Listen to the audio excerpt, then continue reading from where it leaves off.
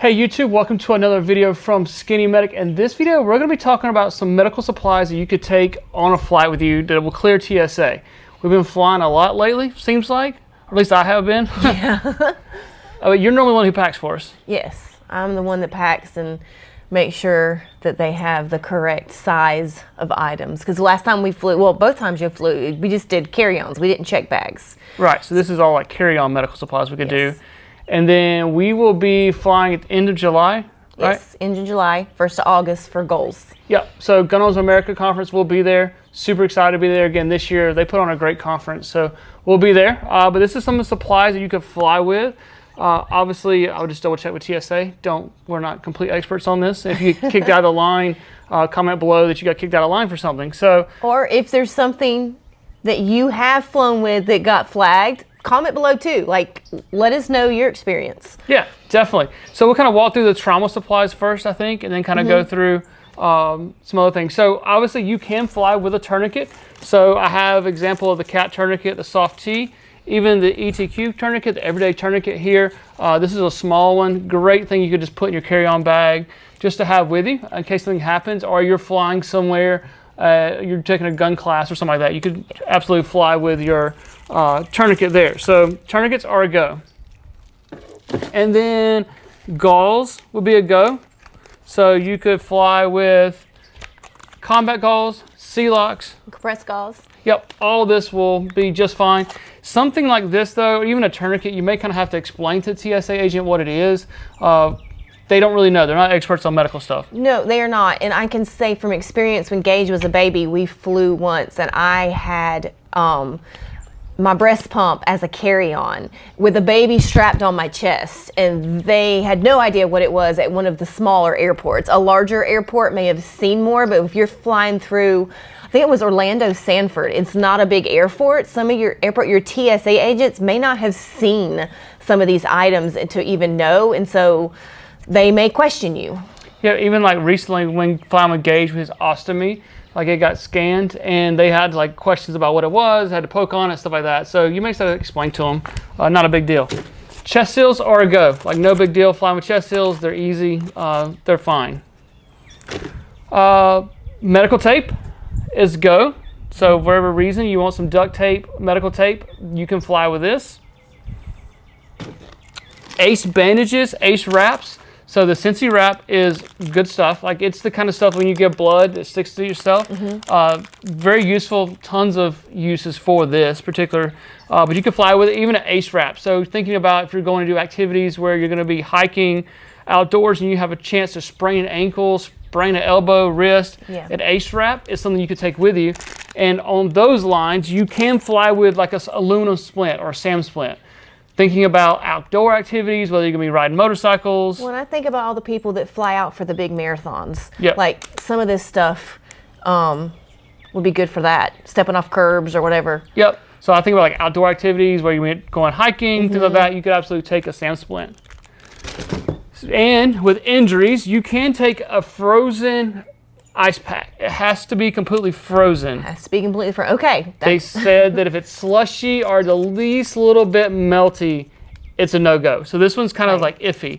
But if you wanted to take this, it's over the 3.4 ounces. Well, that makes sense too. My daughter wanted to know which squishies she could take. When we had to look up which she could take for fidgeting on the airplane, and anything that was liquidy, they said, do not take that. It'll get tossed. So an ice pack has to be solid if you're going to take it. So I guess put it in a cooler or something like that, good for the airport. But if it's at least a bit slushy, they're going to kick you out. Okay, that makes sense. Burn dressings.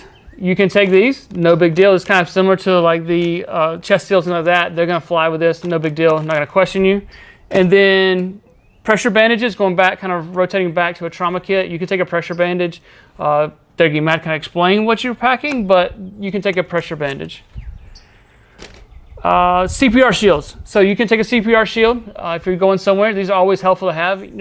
Seems like a lot of times there's in-flight emergencies, people go into cardiac arrest, sudden cardiac arrest. So not sure exactly what medical supplies are on board, which airplane you're taking. So having a CPR shield, because I'm not doing mouth-to-mouth to anybody.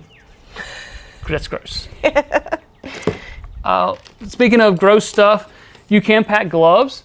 So you can take a pair of gloves with you. That way if something's messy or vomit or blood, you can put a set of gloves on. And then you can do tweezers. Now we've used the heck out of it. You actually went and got these out of our cabinet. Yes. And for some reason, we had like one point I cleaned the cabinet, we had like 4 or 5 of those, which means that we somehow kept just stealing them from medical gear and had quite a pile of them. So these are little small metal ones. They're going to be shorter than 4 inches, so you could take these. Little plastic ones are no big deal to take, but the metal ones, just because you need a little short, I think if it's greater than 4 inches, you can't take it with you. So these have a little magnifying glass. Tweezers, great. They're, again, thinking about if you're hiking, going to be outdoors. It's a real bad tick season right now. Yes. And you didn't bring your tick removal kits. They could go. He has tick removal kits, which would be a great thing if you're going somewhere where you're going to be, even people going on like cruises who are going to be taking like to different trips on the islands, excursions, like, you know. I did read that blister kits are also a go. You can take blister kits, stuff like that if you got a blister kit. So speaking of little travel kits, our boo-boo kit, it's all good. Like everything's fine. So this has Band-Aids, ointments, over-the-counter medications, all that is good to fly with. And I actually packed those when we flew because it was an easy way for me to make sure that we had a variety of medicines, a variety of Band-Aids and ointments, because when you fly with stuff, you can fly with it, but they want to have it marked, like so they know what it is, I think. So that was just the easy way for me to make sure everybody had stuff they needed. Awesome. And then you can take trauma shears. What I read was it has to be greater than or less than 4 inches at the pivot point. So here, these might be questionable, but like the little small X shears would absolutely fly, no problem there. So the little small X shears is gonna be super sharp. I love these little things. We have them all over the place. I feel like they're, again, like we have them all over the place of the house, kitchen. Golf cart may have a couple pair for random things. Yeah, so you could absolutely fly with X shears.